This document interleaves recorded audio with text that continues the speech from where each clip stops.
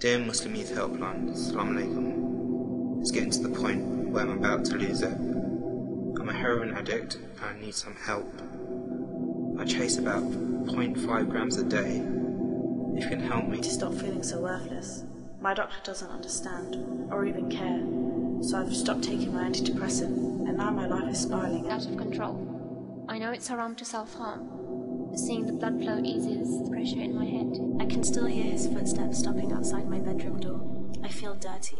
I ask Allah, why would my uncle do this to me? It's so unfair. Why do they pick on me? Please help me, because I am suffering every minute of every hour of every day. Just a few of the 24,000 calls, emails, letters and web chats the Muslim Youth Helpline has handled since it began in 2001. The brainchild of Mohammed Siddiq Mamdani, who at the age of 18 set up a phone line in his bedroom to help other Muslim students in need. The helpline has come a long way since then. Now in its 8th year, it has supported over 5,000 callers, has 6 full-time staff, 6 part-time staff and 4 departments. At the heart of the organisation are the 60 helpline workers who give up 3 hours a week to man the 2 phone lines, dealing with a range of mental health and emotional issues. It's been difficult in a good way, because it's kind of opened my eyes out to actually realising the true extent of issues that Muslim brothers and sisters out there in the world are facing, not even just the youth but just in general as a Muslim community, what we are facing, and living in this society, in a more Western society, all the things that the youth are facing as well at the same time. And you think you've gone through a lot, but sometimes when you pick up a phone call and you hear something like someone's having an abortion or thinking about having an abortion, you just you pause and you just think, wow, like you're a bit stunned at that point, because you just don't realise the extent to what people are going through as well at the same time. And the worst thing is that these people are going through it alone, and that's not how it should be, and that's not how anyone should feel like having to experience all these things and deal with all these problems on their own. Saliha is a 19-year-old student studying for her A-levels. She called the helpline over a period of 5 months. My mum and my dad split up. I was very small and I didn't have understanding, but as I grew up I started realising why people pick on me, why people will say nasty things to me, why things will happen in my life which I don't think any human deserves to go through. I got to know someone, but I thought as a person I was okay, but he started putting me down so much, like, you need to go to a mental asylum, you need to do this, you need to do that, you're a bad person.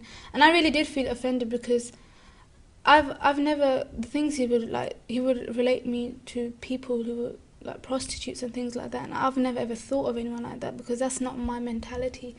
My friends didn't understand me. I dropped as a person. I thought I need to go to a mental asylum. I actually started hating myself for who I am.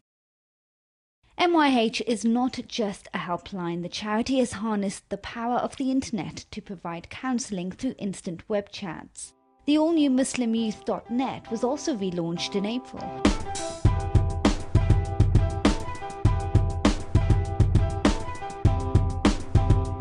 So the site is campaigns driven, and it's got profile pages where young Muslims can log on and create their own profile pages, and we have the forum section, which is a very big part of the MuslimYouth.net, which is basically where an online community is formed and young Muslims can discuss with other young Muslims any kind of concerns or issues that they might have. It's a different stream of support.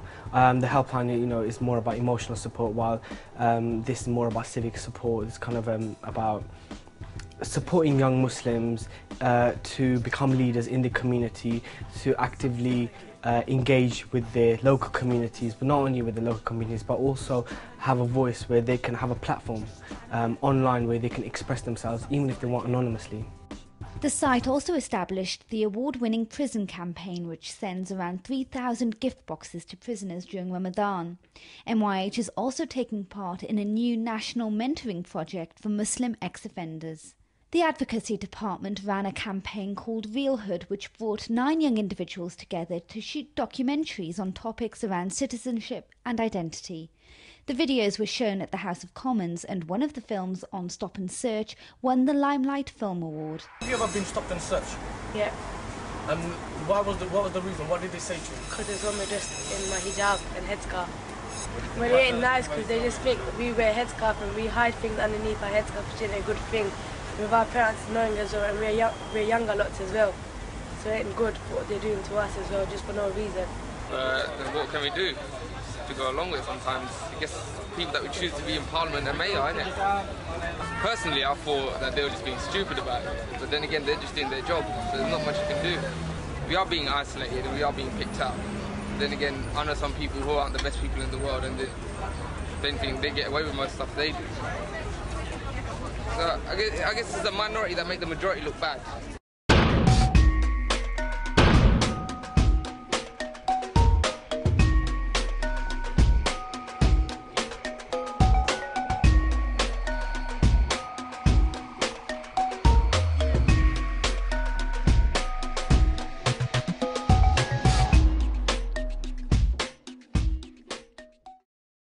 The charity, based in an office in North London, continues to go from strength to strength, but it still has funding issues and faces a shortfall of £140,000. I want in 2 or 3 years' time MWH to be a household name so that it has the same pull as, you know, when Islamic Relief goes out and does a fundraising drive.